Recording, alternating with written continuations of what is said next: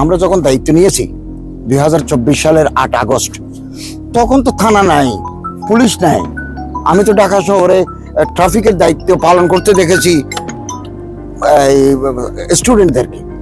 এটা একদিনে সম্ভব নয় ল অ্যান্ড অর্ডারকে কন্ট্রোল। তবে আলহামদুলিল্লাহ বহু গুণে আইন শৃঙ্খলা পরিস্থিতি ভালো হয়েছে, অর্থনীতি ভালো হয়েছে, এবং আমরা আশা করি আমরা একটা সুন্দর নির্বাচন আগামী ফেব্রুয়ারি মাসে আমরা করতে পারবো।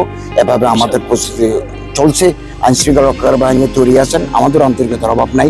আমরা একটা ফ্রি, ফেয়ার, ইম্পার্শিয়াল ইলেকশন আমাদের ঘোষিত তারিখ মতে আমরা উপহার দিতে পারবো বলে আমরা দৃঢ় বিশ্বাস করি।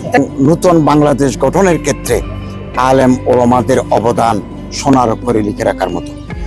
বাংলাদেশে যে কোনো সময় দুর্যোগ এসেছে, বিপদ এসেছে, আলেম ওলামারা জনগণের সাথে মিলে ময়দানে থেকেছেন।